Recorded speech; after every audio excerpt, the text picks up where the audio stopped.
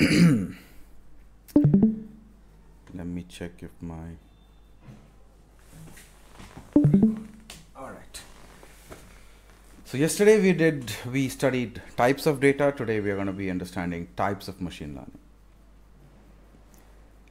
You know, as technology improves, people are going to understand the whole idea of prediction better and better.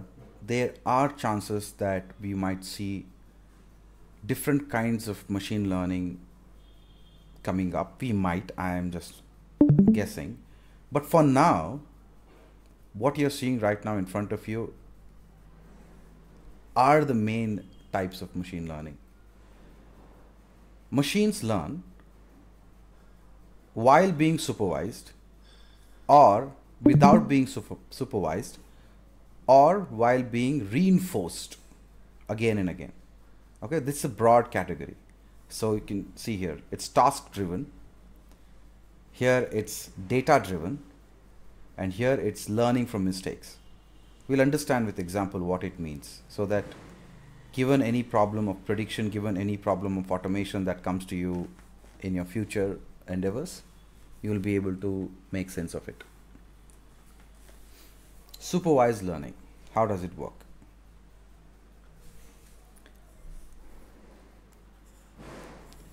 How supervised machine learning works. Let's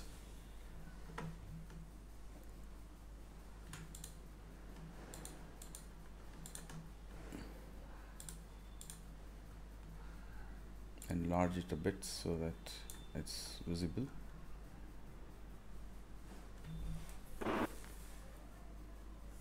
So what's written here is provide the machine learning algorithm categorized or labeled input and output data to learn. So basically all machine learning algorithms requires data to learn.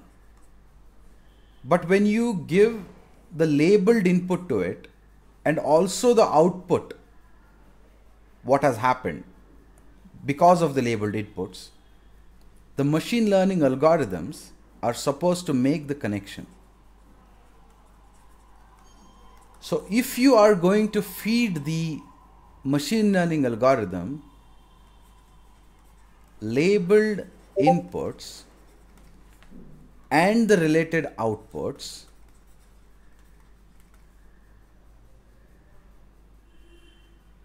machine learning algorithms are going to see the data and build algebraic connections between these two, and that algebraic connection is the model. Model means what? We are building a prediction model, we are building this, that. People say we are going to deploy the model somewhere. Everything is that algebraic connection. But when that algebraic connection is being achieved, we are hoping that the machines will understand what we have fed it. For example, let's say we want to predict, we're going to use the same height, weight,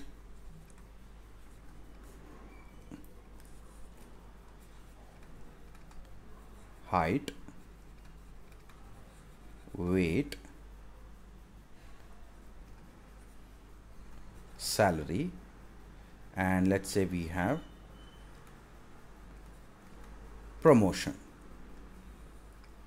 Now clearly understand what I'm going to tell you. This holds good for all the entire class that we are going to have, and also in future. There's going to be some nomenclatures that I'm going to be introducing to you guys now.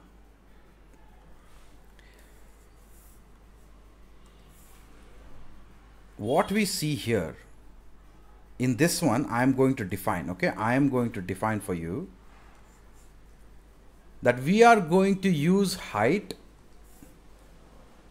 weight, and salary to predict if a person got promoted or not. Okay, so let us say this database is about some security related employment data. It could be police officers, military officers, anything related. So somewhere we need height, weight, salary, everything to do. So these numbers, let's take some numbers. 5.8, 6 feet, 5.9, 5, and weight could be 70, 90, 75, 65, so and so, and you will get some numbers here, some numbers here, some numbers here, some numbers here. Here you get 0, 1, 0, 1. Now this one, the orange one, will be called feature.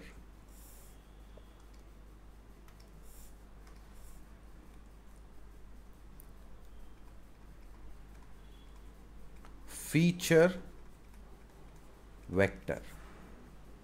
This one is called prediction vector. Okay. Now while I'm saying that, I can change this entire problem statement and use weight, salary and promotion as feature vector and put height here. I can do that because it's our problem. We can use anything. What if height is, we don't have the height, we only have the weight, salary and promotion, and using this we need to predict the height. Okay. So if you only have this, and if some data science client is going to come and say, we only have this data, we don't have the height. So can you use this data and predict the height? So we'll say, okay, you give us all the data, the past data, then we can set up any problem. So in that case, you will decide what are your feature vectors using which you will predict something. So eventually what you're going to do is build the model where it is going to be an algebraic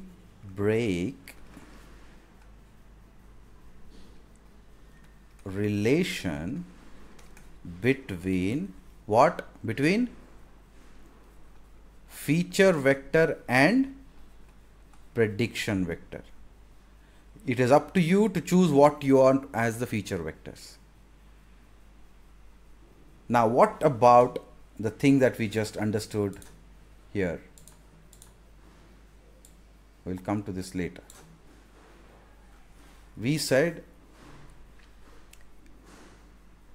that we are, what is it here? Categorized or labeled inputs. So the labeled inputs are this. If the data that you have comes packed with the data as well as what each category actually is, that becomes a labeled input. So when this problem statement like this is given to somebody who has no idea about security related employment data, he or she is just a machine learning engineer or a data scientist, and they have absolutely no idea what this domain is about, they'll say, okay sir, you give me anything, I will use this as feature vector and try to predict height as the prediction vector. Just a moment.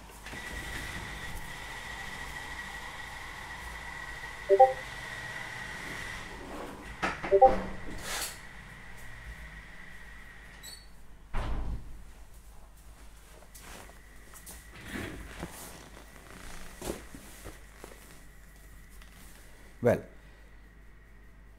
but if the same observation, if the same data set will be observed and analyzed by somebody who is from the domain, any domain, let's say a veteran from security services, they'll say, how can you, okay, if you can, yes you can, but this is not a good problem statement where you will use weight, salary and promotion to predict height. You would rather have height, weight, and salary to predict the promotion. It is common sense. You can do it, but your results won't be that good. The connection here between categorical data and numerical continuous, this sort of doesn't fit. Here everything is numerical continuous, and using this, building a connection between this numerical continuous and the categorical data looks promising, but making a combination of this to predict this, sort of, you don't want to do that. You can, but it's simply of no use. But it happens. In reality, there are problem statements where you cannot get away with it, so you will do it, but the domain person will actually say it's not possible. How did the domain person actually understand this? Why? Because the person got the labeled data. You know what you're dealing with. You know the properties, you know the values, the meaning of this. That is the meaning of labeled data, labeled input. So a domain authority, a domain expert view will matter in these kind of data science problems.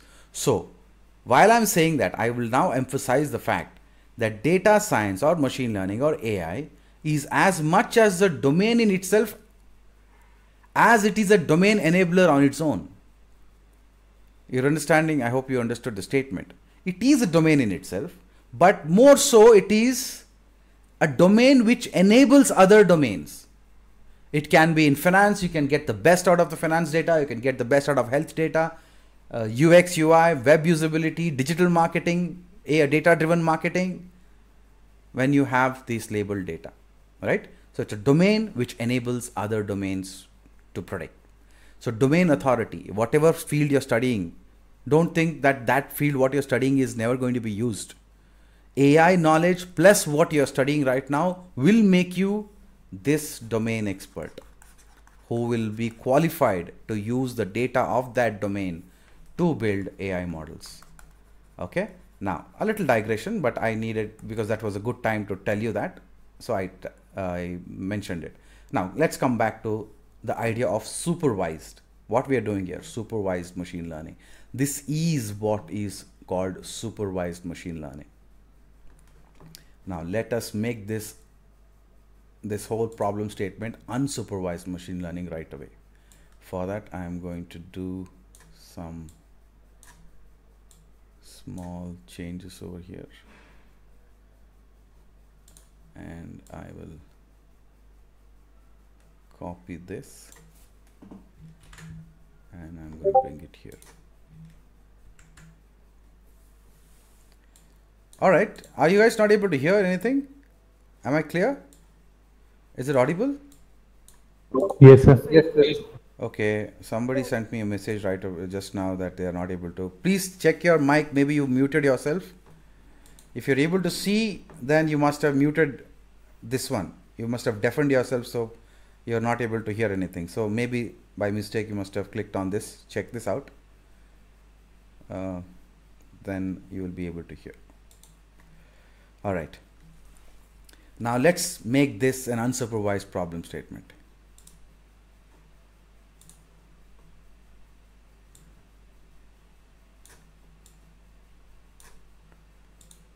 If I remove this, this becomes an unsupervised learning. Now we don't know what these are, but we kind of are setting up a problem that it's okay, we don't know what these are, but let's see if there is any relationship. Let's see if this is moving with whether as this value increases, whether this one is increasing, or let's say whether we cluster all of them and see if we put all of this on graph, on a graph, then let's see how many of these points are close to each other, how many are different. This is discovery. They've used a terminology, and that terminology is called unsupervised learning. This is the difference between supervised and unsupervised. Now where are we usually, where do we encounter problem statements like this? Because so would you mind repeating? Yeah, I will repeat. You want to know the difference, right? See, Yes, yes, sir. supervised machine learning works with labeled input and output from to learn. Somebody gives you data to build a prediction model. They say, I want to predict the promotion. I have all the promotion data. I have all the height, weight, and salary data. I have all the promotion data. So, okay, the data scientist would look at it and say, okay, this label is height, this is weight, this is salary, okay, this is promotion, okay, let's take this. And in our Python, we are going to set up that these features are our feature vectors. So we will make all of this a list and make it the Y. We're going to take all of this and make it the X, right? So on X axis and Y axis, we are going to plot the respective values. So of course, when I say Y, it is going to be a vector of 3 different features, feature 1, feature 2, feature 3. Don't worry, you might be thinking, how do you do that? Machines do everything, only you have to just practice and just have some imagination. You'll understand it, how it is done. Okay, so feature vector, prediction vector, height, weight, salary, everything is given. When everything is given and everything is pointed out correctly, and then you also point out that this is our prediction vector, and you use a machine learning algorithm to build a model which eventually develops or connects and gets a algebraic relationship between feature vectors, which is this one in orange, and the prediction vector, which is the blue one.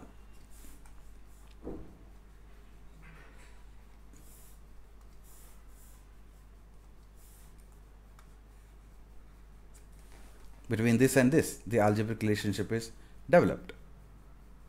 It was, we were able to do some domain analysis, get some domain experts consultation, because we know this is about height, weight, and salary. We know what this data is.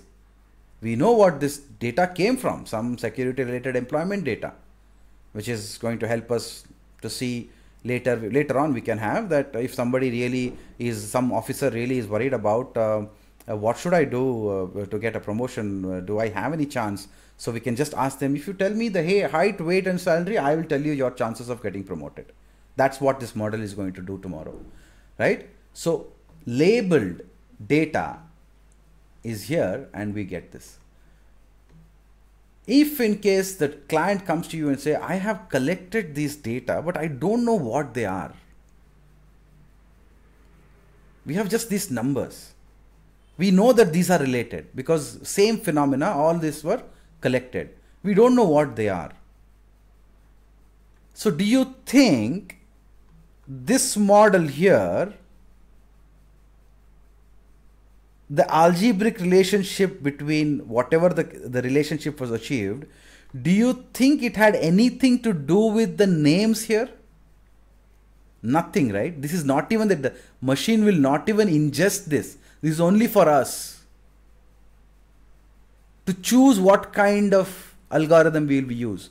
The domain expert to analyze what should be the feature vector ideally, what should we be predicting ideally. All these decisions are made from the labeled input data. Labeled.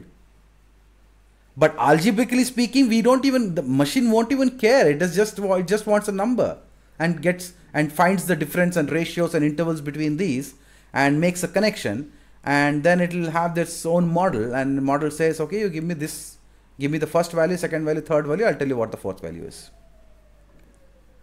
Having said that, the same problem now, yeah? If we make an algebraic relation which needs to take names of the entries, like we made something formula like take a value from height, weight, and salary, then the names would be important, won't they? Come again, please. We make a formula which uses the names height, weight, and salary, then the labeling would be important, right? The algebraic relation uses the name. No, why it will use the name? Okay. Achha.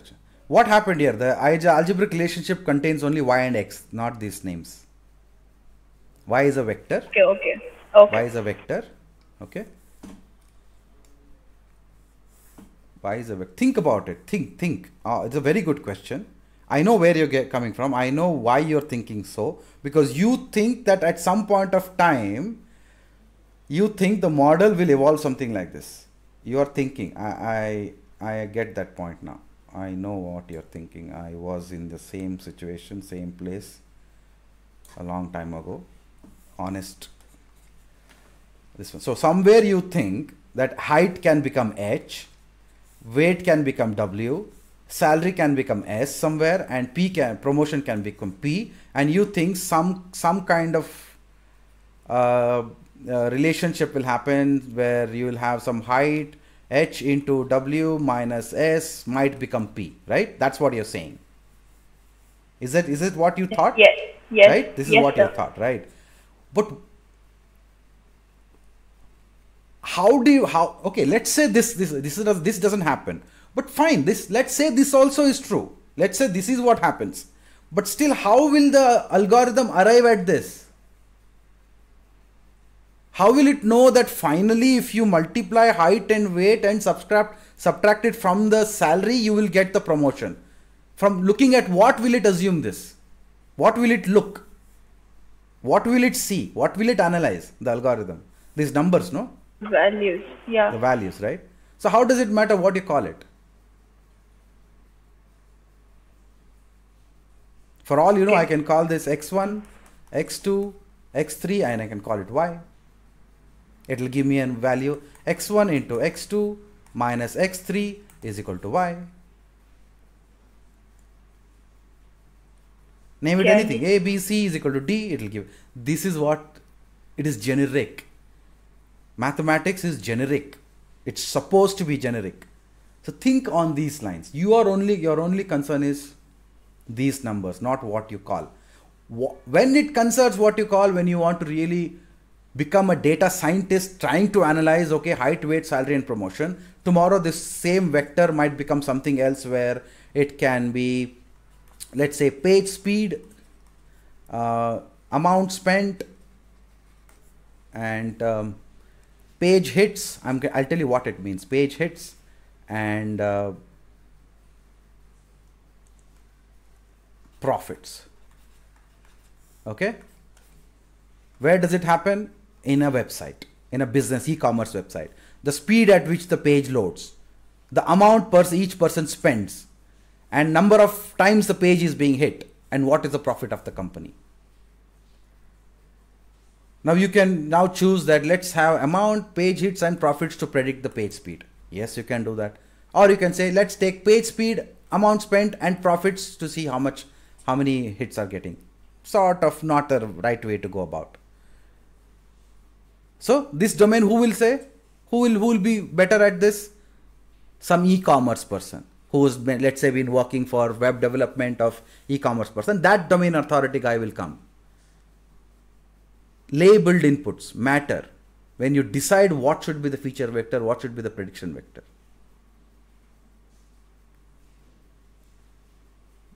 Having said that, it still doesn't matter because the data, while you are coming down to the business of connecting them algebraically, the numbers matter, and between the numbers, after looking at it using some statistical analysis and internal smart pipelines, it will come up with this equation and it will give you a model. But what if we just have all this data here? We don't even know what it means. What do you do then? So in that case, let me drag this to some other place.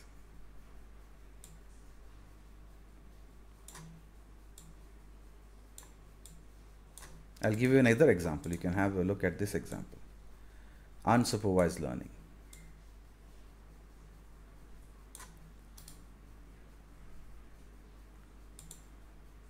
Bring to front. Okay.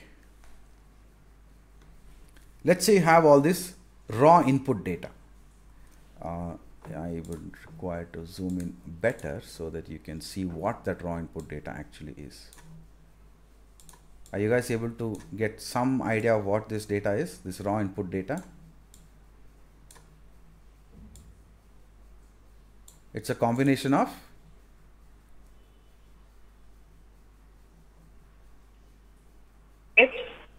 some geometrical figures, right? Squares, circles, triangles. This is raw input data. It's got some features. It has some features. The feature is these features are internal features. We are not going to say it is a triangle. We will say it's a three-sided figure which is orange in color. This is a three-sided figure. Sides 3. So let's say how many, what do we have here? Let's say I'm going to draw this. We have a orange triangle and a green circle and a purple square. You agree with me? Yes. Yes. Yes. Yes.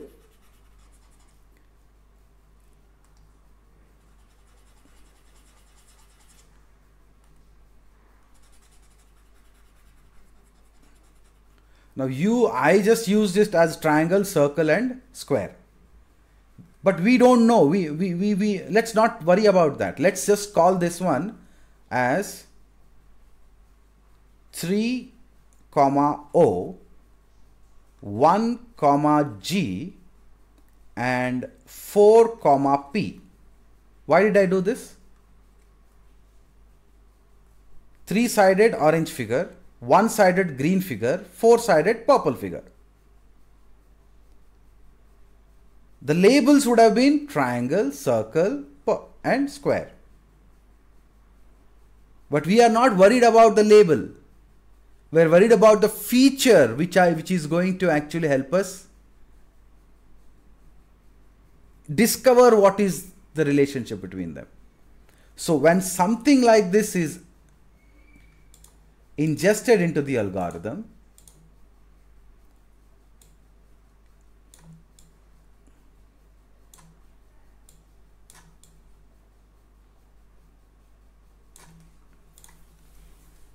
unknown output, we don't know the output. Here earlier we know that we are wanting to build a algebraic relationship between the feature vector and the predicted vector.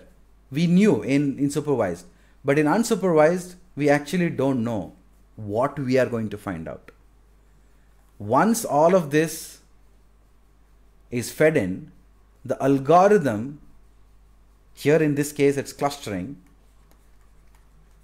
the clustering algorithm is going to give this as the output, that all of them are similar, all these are similar and all these are similar. This is what it is going to find out. Even though you did not tell it that this is a triangle, that this is a circle and this one is a square. You just gave it the features 3, 0. So all the 3, 0s inside it were clustered in one place. All the 1, G was clustered in another place. All 4, P clustered in another place. This is unsupervised. You don't know what it is. Where does it happen? This happens a lot. This happens first in astronomical data.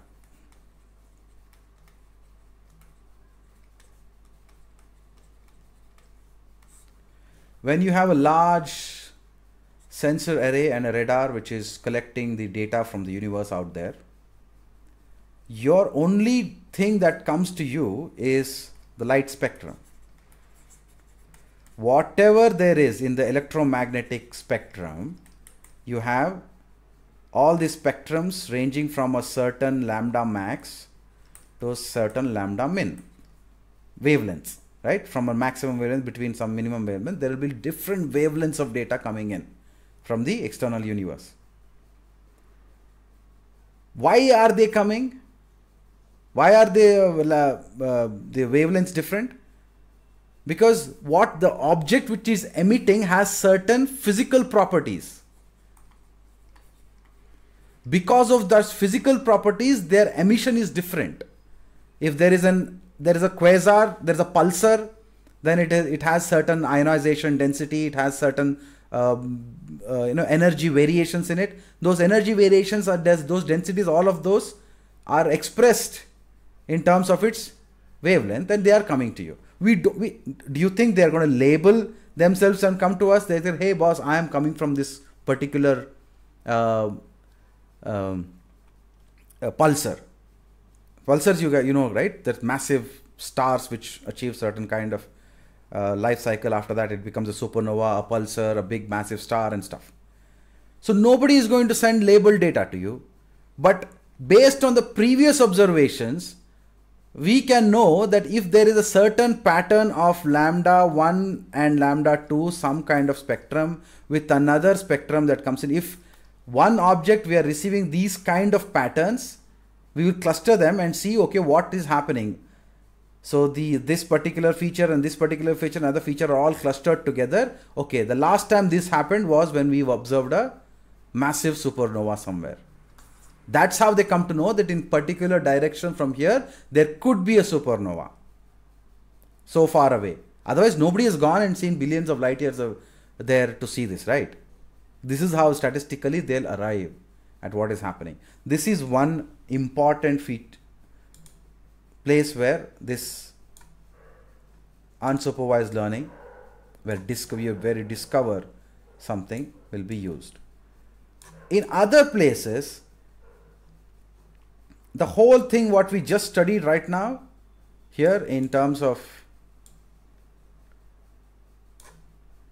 the height, weight and the salary issue, the problem, you can now choose to see this as an unsupervised problem. It's your choice. You would say, I don't want to use this height, weight and salary because it's of no use. Why this happens? When do you use something like this? You use something like this when you have too many features ranging from 15 to 20. Just small, okay, but 15 to 20 is still very large. So many features over here. The problem when you have so many features is, which feature is important to predict? Simply people collect data. Nobody is conducting a well-informed experiment to collect this data, right? You just have the client will say, I have all this data. See what you can use. So how do you see? How do you decide what you can use? So what we do is we'll just forget what these labels are and we'll just cluster them and see what are clustering together. Once you understand, okay, these are clustering together. So maybe there is some pattern over here between this feature and this feature and this feature. So let's use that. So when you go into the discovery mode, you can apply this to do what? To reduce what? Reduce the number of feature vectors. So this is called feature reduction. Very important. Before you apply any machine learning algorithm, you should know all these things. Let's reduce the features and then build a prediction. Otherwise, how much of computation will be used? Maybe you will get all the features. Maybe using all the features, you will get a good prediction. But maybe later you'll find out that somebody else will come up and say, I have a better algorithm. My company is winning because what prediction your company is giving, I am giving 10 seconds before you. They will say, how is it possible? Internally you will realize that those people were smart. They are getting the same kind of prediction accuracy, but they did this unsupervised learning. They saw the whole problem as an unsupervised learning problem and they reduced the features. So now the load on the computer while predicting, it is not using all the 20 features. For them, only 8 features were enough. The drastic reduction in how much? From 20 to 8, 8 3 to 24, 8 to 16, about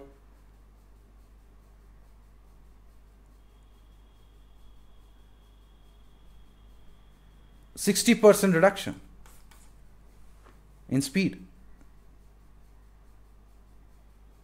So that was a major reduction, right? So of course, when the performance increases at this level, your company's output increases. See, your understanding? Simply learning this is not enough. You should know where you will use this power in industry. This matters. This matters where there is big brand wars going on. Everyone's trying to get the better, fastest, best result. That's what the industry is about. How fast can you give me the best result possible? So here internally the data science team is going to work and get all these things ordered, and that's where they get the whole picture right, and some people win, some people lose, and you can see all of this, a large amount of this kind of algorithms written everywhere in all the research papers. Trust me, there are easily about 50 different kinds of machine learning algorithms. Major algorithms are very few, about 10. But internally, there are different variations of those same algorithms. And more variations are going to come. Okay? So each one will depend on what kind of data you're using. So I hope you are now clear what is the difference between supervised and unsupervised. Little better? No? Yes, sir. Yes, sir.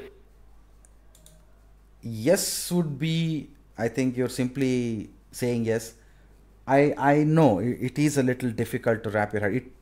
It takes some time. I know this. Okay?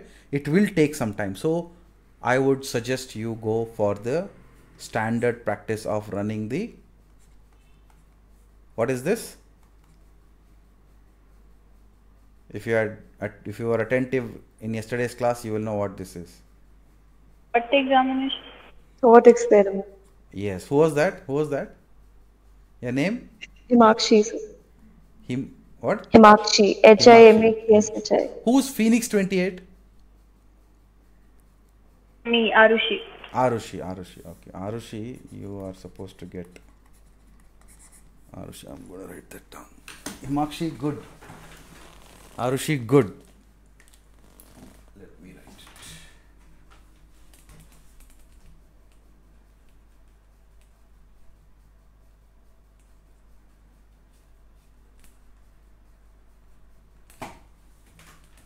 So I have 15 Infinity planners to give away. We have something called Infinity Action Planners. Okay, so it's a company product. It's a very fun product that you can use. So every day I am going to be asking certain questions. So if you think if it is going to be, so I'll just write their names and I will drop in these books in your college. You can collect them. Okay. So, Sir, can I ask something? yes, please tell me. Sir, if we have non-clustered data, like if you have unordered data, so is the unsupervised learning model is able to distinguish between the data as well? Come again tell me what is the statement? Like you said, we don't need labels in the unsupervised learning model, right? Don't think like this. Don't think like that. I want you to think differently. I did not say we don't need labels. I said you can see the problem without the labels and with the labels. Okay, you can have both kind of analysis. That's what it means. You can choose not to use the variables, not to use the labels. If you choose to use the labels, you have some advantage because using those labels, you can make some informed decisions.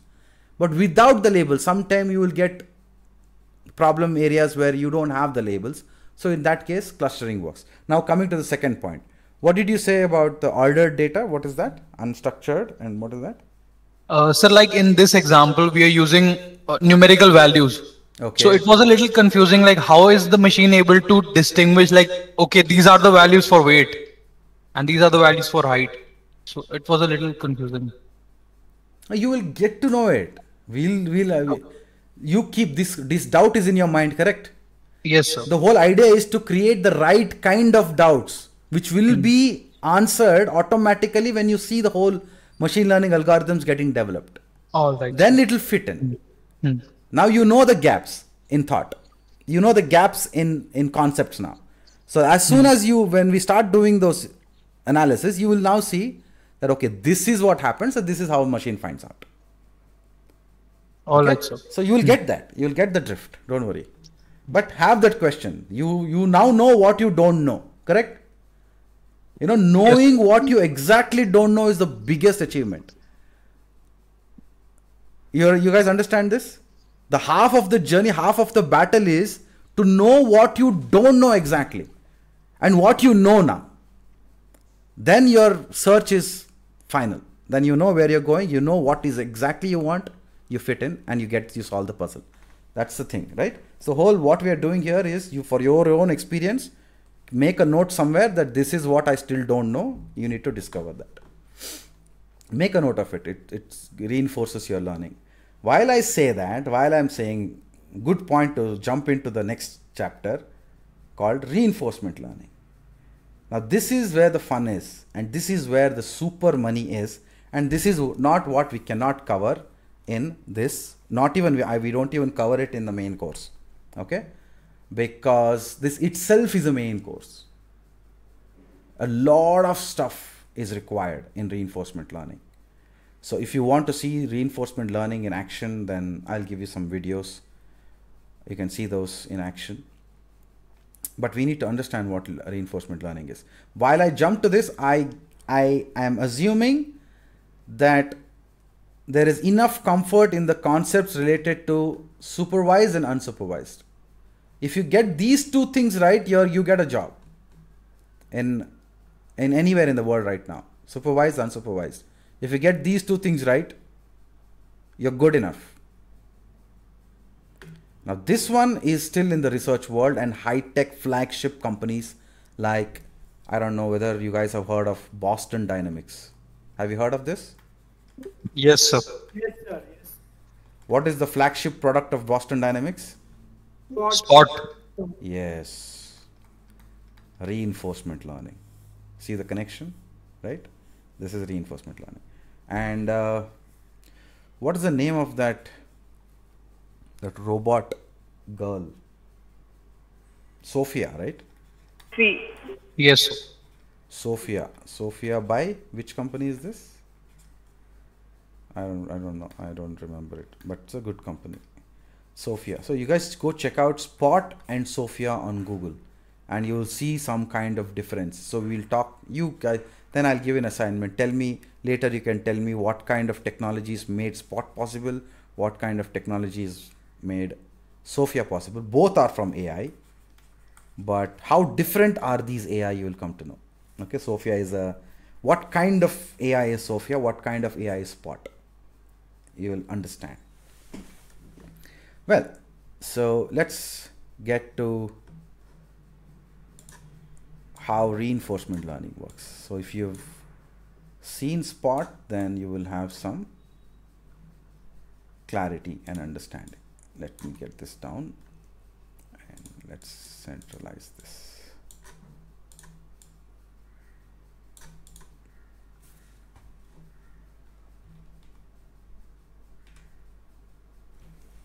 Basically, the first simple thing to observe is this is how it works.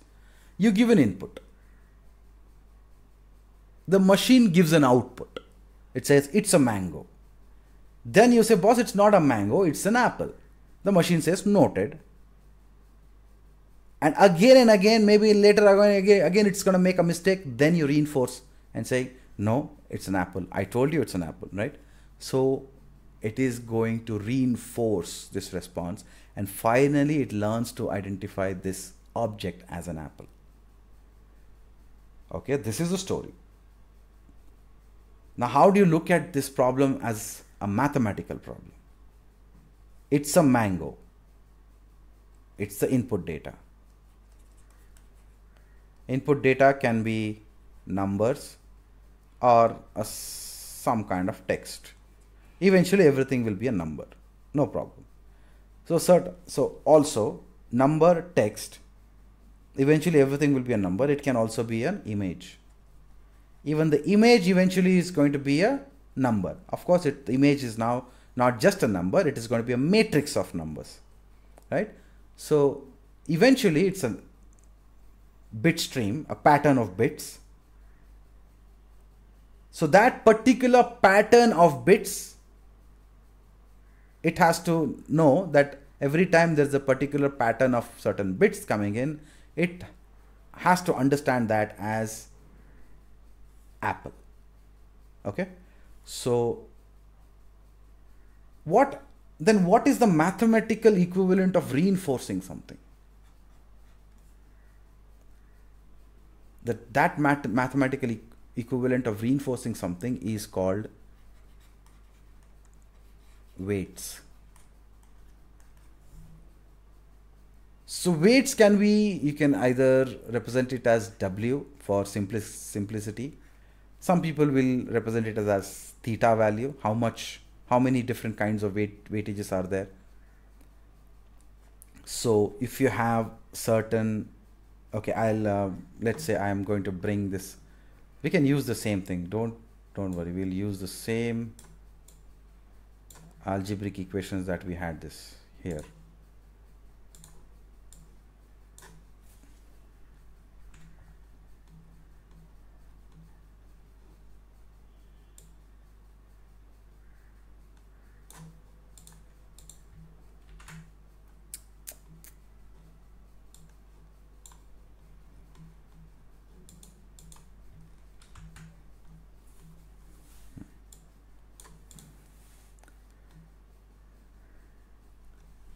So we'll say height weight minus S is equal to P. Same example, so that we can build on that example that we had. Here we'll say the weightage for the height can be theta plus plus.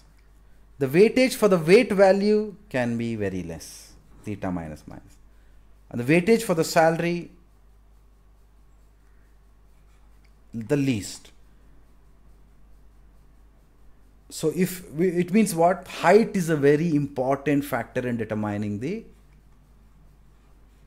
promotion. I'm not saying that, it just came out that way. And probably this can be true if for a different set of, maybe if you're talking about a basketball team, so probably this might matter, right? So the weightages are actually the mathematical or the computational equivalent of reinforcing something. How many times it was emphasized that height is the one which is actually giving the most or the most important feature in predicting promotion. So that idea of saying that this is very important, this feature is very important. Please understand this concept when I say this, right? Please understand this concept. This is very important. Some teacher will say, some student, lecturers will say that. How do you tell a machine, how do you convey this emotion to that machine that this is important?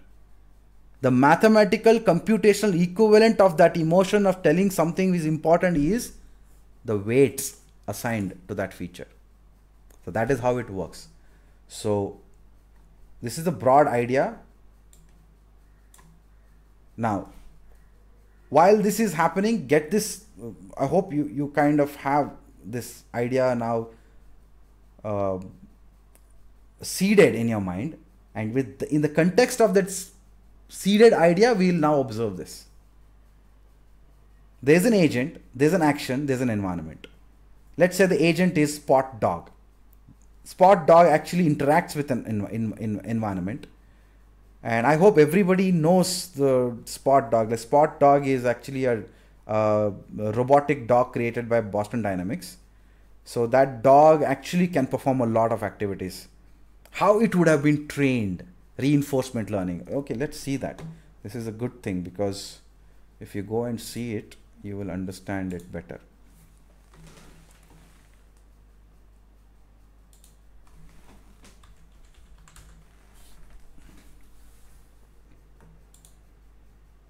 Grammarly can help you write quickly and confidently, so you never have to slow down at work. Stay on top of emails, documents, even and this ad more has to be a without part of this class. Those guys got a great advertisement for 40 people. Alright, so let's have a look. Makes sense. Spot is mostly metal, so weighs around 60 pounds, pretty heavy. as he's walking for efficiency and balance, but you can change that. And you have up to 3 speeds. Spot is completely the next step, and there was never any hint of hesitation or slowing down. And this stair climbing is just a small sign of Spot's greater intelligence.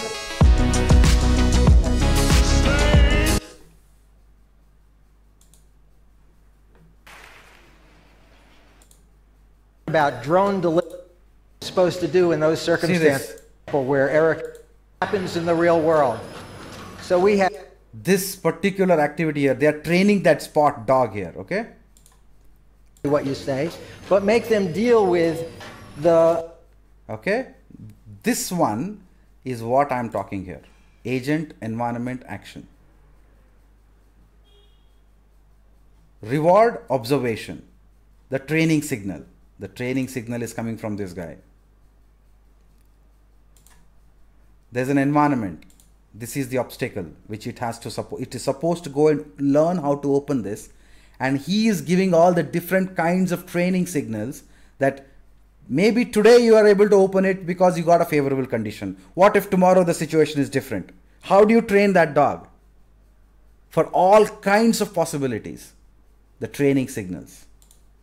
See, this is reinforcement learning. That's why I said it is beyond the scope of a simple class. It's very hardware oriented, very intense. You will come to reinforcement learning only after you have a bit like 2-3 years of experience with machine learning and deep learning and stuff. So this is also reinforcement learning. As it goes up the stairs. And believe me, getting it to do what it's supposed to do in those. It is already programmed now. It is programmed to say that this is how you climb the step. So it is actually performing an algorithm inside now. It knows that I need to step up. First one, second one, third one, it knows. But you are introducing different environmental variables. And while it is doing it, this dog comes up with some variations of its own. Trust me on this here. Understand this here. There, one of the engineers is giving the robot a hard time. It tried, see, it tried a different variation. It tried a different variation. It tried something else, right? It tried something. After all of this is done, they will understand, they'll analyze the logs and they will see that while all this training signal was given to you, there was some snapshot of time where you did something right. We don't know how you achieved it, but whatever you achieved was the right thing. So good. We say good. How do you say very good? You did right. How do you say it in terms of computation? So for that activity, we are going to add the right kind of weights to it. That is called the reward. Reward is nothing but the weightages that you are giving to that activity which the agent actually performed on its own. It discovered it. Because why? How it discovers? Nothing. It just doesn't actually discover like we do. It just does a lot of activity. It tries different variations. And how after it tries many different variations because of its own computational algorithm, the core of the algorithm is keep trying different variations. I'll tell you which one is right. Whenever it gets something right, we say whatever you did here, you did right. Keep doing this. Keep remember that what you did here in this situation was the right thing to do. So internally it is learning. This is reinforcement learning. You're reinforcing, you're training, you're giving the training signal. You give a training signal, it performs an action on the environment. If it is the right action, the observer is going to observe it and give it a reward. And it is going to get the reward and the observation, it learns, the agent learns. This is reinforcement learning. Slightly, is it okay? The explanation making sense? Yes, sir. Well, so this is the difference between supervised, unsupervised, and reinforcement learning. Now, okay, I can show you one example of here also, right? This you figure out using a thought experiment, but I'll tell you how this works. This is what does this game remind you of? Pac-Man. Yeah. So in Pac-Man, who used to control this? This is good or this is good? Which one is good? Who are we in Pac-Man? We The dice one. we are this, right? The one with the eyes. We are escaping and this is coming to eat us, right? So the green devil is the one which is coming to eat us. And we are supposed to escape, correct? Or how is it? No, sir. No, ulta. Yeah. We are Yes. supposed to eat all these points. Yeah. And then these devils are going to, we should Yes, sir. avoid this, correct? Yeah. So who controls the arrow keys for this? Who controls? The human? System. No, we control this. The human controls this. Yes, sir. We do it. Yeah, we press go up, this goes up. We press go right, this goes right, correct? And these devils are controlled by the computer. Am I right? Are we right in this? Yes. Yes, sir. Correct. So understand, think. Who used to do what this system used to do? Now with reinforcement learning, we can reverse the roles. If you want to train the algorithm to play your role, we can let this go and say you keep moving, we'll tell you what you're doing, whether you're doing the right thing or not. And later on, 4 people from this class, 4 people can control this live. We will be smarter than the algorithm. We will have all the ploys. You come here, I'll go there. You'll talk to each other like how you do in PUBG. You'll talk to each other and then you would like to corner this. I'm reversing the roles now, okay? 2021, this is 1991. This used to be like this. Human controls this one. Computer controls the devils. Human eats up all these diamonds. But 2021, humans are the devils we are controlling, and this particular innocent thing which is going around, the computer is supposed to control. So all 4 against humans against this computer. How do you achieve a game like this? How will you train the machine to tackle all of you? Reinforcement learning. You will start off with an experiment. You'll say, you keep moving, we will start doing it. So let's say it comes off, it will start understanding, it will come off here, it will move. So it has 2 options over here. At this point in time, when it moves, it has 2 options. So when it moves here, what should be the weightage given to it? When it moves straight, I should say bad, right? When it moves straight, it is innocent. It still doesn't know how the game works. You're training it to understand the game.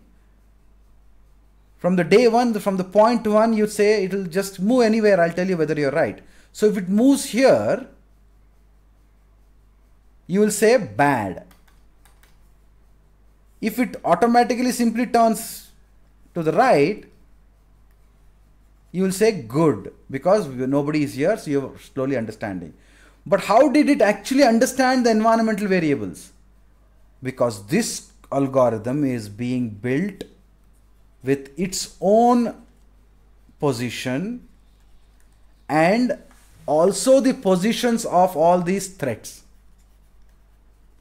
So it now comes to know automatically that when my position was so and so, and when I moved towards these other threats whose positions I know, whenever the distance between my position and the threat's position was decreasing, I was getting a bad.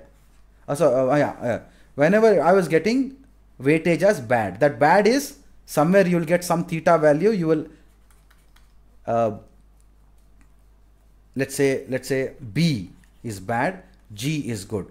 So under B and under G, it is going to get some high values for one particular action. Some action bad, you will get 8 points. Same another action another action, you will get 10 points over here. Good. So you are building this matrix. After all this matrix is done, eventually the machine will come to one singular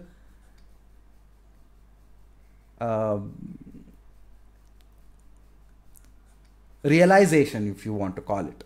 Okay, and that mathematical realization is what, if you want to put it in terms of one statement, keep increasing my position and the thread's position. It will arrive at this after all your, this is how you will train it. You can now train it directly also. Okay, you can train it directly also by saying that this is the code. You just, everywhere you go, try to only keep maintaining the maximum distance. You can do that, but that will be a local victory. We are not, this was done in 1991 only, 30 years before only. We could have written a if else statement and made it look like a very intelligent game. But that's not what our goal is. We want to build a machine which can adapt, to different environments. So we want to build a learning machine.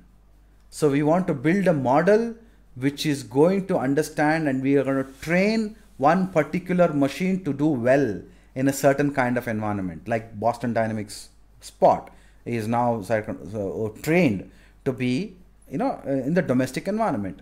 Same way, there are other robots which are trained for military activities. Drones tomorrow will be trained for certain kind of activities. So we keep training, and they will, in case of certain unrecognizable or certain situations where we were not prepared for, in that situation it can take an informed decision. If a game like this, or if an engine like this was developed using reinforcement learning. Otherwise, if else, if you keep writing many if else's in your code, that is not intelligent. You can mimic it. You can showcase that it is intelligent for a small local boundary variable, some kind of, environmental variables which is under your control. This is under your control. You can show others that this is intelligent, but when you actually put it out in real world, it will fail. And of course, we don't want that. Our problem challenge statement is, anything that we want to build today, we want that one to be able to go out there and adapt. So give me an example from Iron Man which was able to do this. Nobody, no Avengers fan here? Was it Jarvis? Yes. Okay, so he's always trying to build this Jarvis to become that. Okay, who answered it? Aryan. Okay, fine, noted. You will not get a book for watching movie, okay? I'm just noting it down. Okay, sir. All right. How many of you guys know that Elon Musk was in an Avengers movie? Yes, sir. He was in the first one. Yes, sir. Not the first one, yeah. He was in the second one. Second one. Yeah. All right. So summarizing all of this, how does a machine learning algorithm actually works? What is the whole, the business end of it? How do you see this?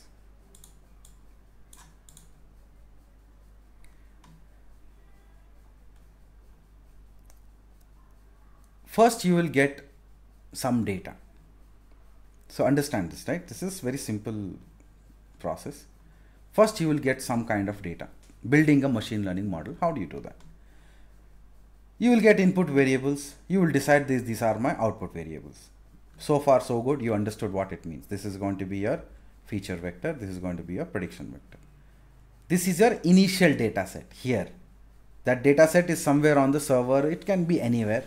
Okay. The snapshot of it is what here? This means that this is what it looks like inside. Okay. It can be many kinds of data. X1, X2, X3, Y. And some data here for 0.1 of X2, 5.2 of X2 and 2.1 of X3, you will get Y, the prediction vector, as A. So this kind of data is here. You can do two things with this kind of data. One, you can go and do an exploratory data analysis to find out what kind of data do we have. Are they all big numbers? Are they small numbers? Are they decimal numbers? Is there any relationship between X1 and X2? How many unwanted features are there? All of that, you will do an exploratory analysis on it.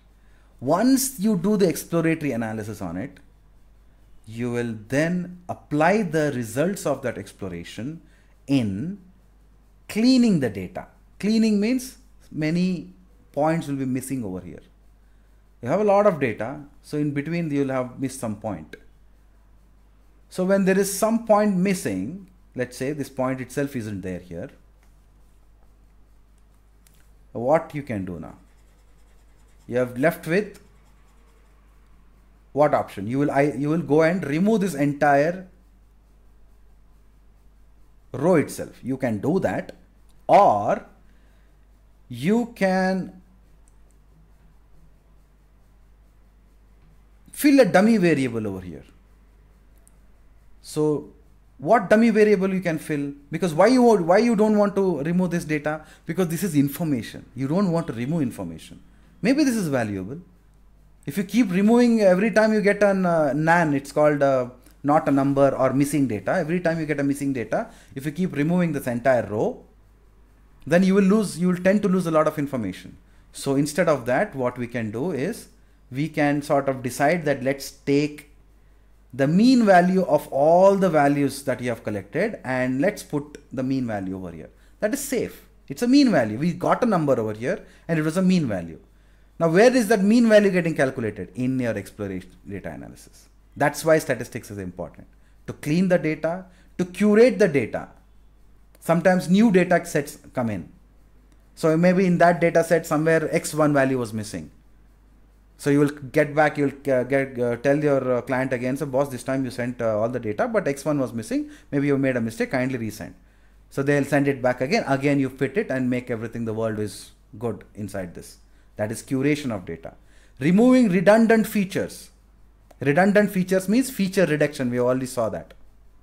What is not required, what is required, you remove it and you pre-process this data. Now 60% of the jobs in industry right now is done here only. This is it. That's it. Nothing to do here. All of this is different. For this 60, if you can get this 60% of it, this is entry level. You get here first. Exploratory, explore, should know how to explore. You should know how to clean. You should know how to decide that you need to clean. You should know how to curate it. You should know how to remove the redundant features, because you are data scientist, because you are not going to directly become a data scientist. Data scientist requires 10 to 15 years of experience. You can aim for certain positions. I'll tell you, we have a list of the positions that you can aim for. So you will come to know what is required and what is not required. But here in industry, 60% of the work is this only. And this is very, very large, because here onwards, the machine will do. Everything is already done. We know the systematic world is already created over here. The systematic world is already created in data collection. This is where the mess up happens. This is where manpower is required. Machines cannot understand this yet. Curation, removing redundant features automatically. We don't want machines to get into this. We want people to do the exploratory analysis and then remove and put all these things. So this is where you need to focus. We'll understand when you use Python, when I'll tell you what features, what tools, what are the most important things that you need to know so that you can master the skill and get yourself into this domain. Well, now continuing the story. Supposing we have finished this pre-processed data set is ready for your data scientist. You are an ML engineer under data scientist. There will be many ML engineers in an AI company. Data scientists will be very few because they are like, usually from PhDs, from domains and large experience with AI. And ML engineers usually with 1 year of experience, they know how to Python works and pandas works and everything. So data scientists will say, I have given you the data, get it pre-processed and keep it ready so that I can come in and start. So data scientist is like a surgeon, if you want to think about in doctor. And these ML engineers are like all the MDs and the other people who will get all the syringes and oxygen and all the other operational theater setup. The data scientist is like a surgeon. He's going to come in and say, do this, do that, that value, this value. He knows what he wants. He or she knows what they want. And they'll get the whole thing done and finish it. Fine. That is the story. That's how the story works. Anyway, pre-processed data set, what are you going to do with it? Now this is important. Remember this always. First thing you do is whatever data you have, you split it into 80 and 20. And don't worry, I'm going to repeat this again in another context properly, but this is just to add to the story. First thing, 80-20. 80% of data you will separate. 20% of the data you will keep it separate. On the 80% of this data, you will use certain techniques called hyperparameter optimization. We'll come to that later. These parameters, you will optimize those parameters as to in what dimension you want to use those parameters and stuff. You will have feature selection because feature reduction is one, and there is feature selection also. After reducing, you will select certain features which are really more important. So that is also one field. So you will do that. After doing that, you will apply certain algorithms. You have support vector machine, you have deep learning, you have gradient boosters, you have k nearest neighbors, decision trees, right? All of this algorithms that you are going to use. Once the algorithm is used, chances are that you may not get the good value. So there you will do something called cross validation. Okay, fine. You will also understand that what it is later. Once the trained model is here, you will keep this trained model, and then you are going to evaluate that model's performance. But where are you going to evaluate it? You cannot again use the training set only. You will have to that 20% you kept out. You will evaluate your model on this 20%, because you cannot use the 80% that you used here to see how well you are doing. It's like this. If I conduct a test today, and if I tell you all the tests, if I give you the same question, let's say I'm running a mathematics test and I'm teaching you addition. Okay, simple. I'm teaching you addition. I will use certain examples to teach addition to you. I will say 2 plus 5 is equal to 7, because you have to put 1 1 here, then you have to put 1 1 1 1 1 here, and then count 1 2 3 4 5 6 7, so it becomes 7. For example, 3 plus 4 is equal to 7. So how it happened? 1 1 1 comma 1 1 1 1 1 became 7. Again you will have, I'll give another example. 6 plus 8 is equal to 15. Okay, 6 plus 8 is not 15. 6 plus 8 is 14. So you know the drill. 6 here, then plus so and so, counted 14. I'm teaching you like this. Fine. Now when I give you a test, what if I give you the same example again? I will see in the test also, I'll give you 2 plus 3. What you got? 3 plus 4. Give me the answer. And then 6 plus 8. And you all say, okay, I got the answer. Oh, I'm a great genius in maths. Is this a good test? Or should I give you different problems? I'll say 15 plus 11. I told you how to count it. Now use the same principle and get. And 7 plus 2. Give me the answer. Which one do you think is the right way to test somebody? The first one here or the second one here? Second one. You all agree. Everyone agrees second one, correct? Yes. Yes, sir. Same thing you are going to do here. Whatever the 80% we removed here, we are going to only use it to build the model. If you use the same data points to test the model also, of course that model will perform very well. We are going to use the other model here, the other data set, or the partial data that has been removed. And trust me, if the client is going to give you a model, this data, where it is going to come from? This initial data is going to come to this data scientist from a client. This client, if he has 100 points of data, that client will automatically actually have 30 points data with themselves and only give you 70. This 70 you think is the 100% data. Out of this 70, you will divide it into 80 and 20. Later, when you say, I have built the model, they will say, let me check whether your model is right. They will go and check it on their 30% data and then only pay you. Okay. So this is the whole Mahabharat here. Not just about learning the machine learning algorithm. There's a whole pipeline to this. So that's why it's a very different ball game. So you need to look at it very practically. Then you will enjoy the whole game. All right. So this is where we'll end this class today. So I hope you've understood. There are many here in evaluation model. There are classification types, regression problems. Under classification, there are many different kinds of evaluations. You can find accuracy, you can find sensitivity. In regression kind of data, you can have, you can find root mean square errors. And all this is important. You may feel that, oh, what is this? This is too much for me. But the world is like this now. I'm sorry to say, you were born too late to enjoy simple life. You're born in a very complicated but safe and fun world. Chances are you guys might see something amazing which probably I might not be able to see. That's the lucky good thing about being born in a modern advanced world. So to see it and appreciate it, get your acts together and do your thought experiments, explore all the data, and this is the story for today. All right. So you have many things over here. We'll understand. Everything has a story, everything has a connection. Go slow, enjoy the process. Don't jump in, don't try to mess up your mind with too many questions here and there. It is too difficult later to get everything reorganized. It happened with me. Okay, I learned a lot in a hurry, then it got messed up, and over the years I have been able to again put the whole thing back in an order. That's the reason you can see that there's an order in which I teach. And you connect the dots easily. It's because it took a long time for me to see the whole story. Otherwise, you will feel like you are watching Avengers Endgame, the first movie, where you not even know what happened.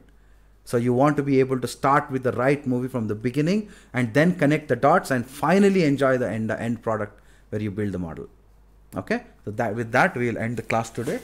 And any doubts, just put it out there in this one, in the doubt section here. And I hope you guys know the whole thing here. So you have alerts, you don't want to do anything here. Resources, you will find recordings over here. So the first day's recording is already here. Downloadable links, if at all I put in a put out some books over there, you'll get it. Some notes, if I have some my own notes, I'll put it over here. Public area is doubts. You have doubts, put it here. You have some media uploads you want to put it here. Public chat, of course, you can have all this public chat over here, which I use to put, and that's it. This is the waiting lobby. We'll usually do all the stuff in the waiting lobby. All right. So type your doubts in the doubts section. Okay, doubts section. So I can know. I'll get updates. So I can probably have an organized way. All right, guys. Thank you so much. Have a great evening. We'll catch up tomorrow. Hope you guys enjoyed the class today. You guys did enjoy? Yes. Yes, sir. Yes, sir. All right. Thank you, sir. Thank you, sir. Thank you, sir. Bye bye. Thank you. Thank you. Have a good evening. Bye.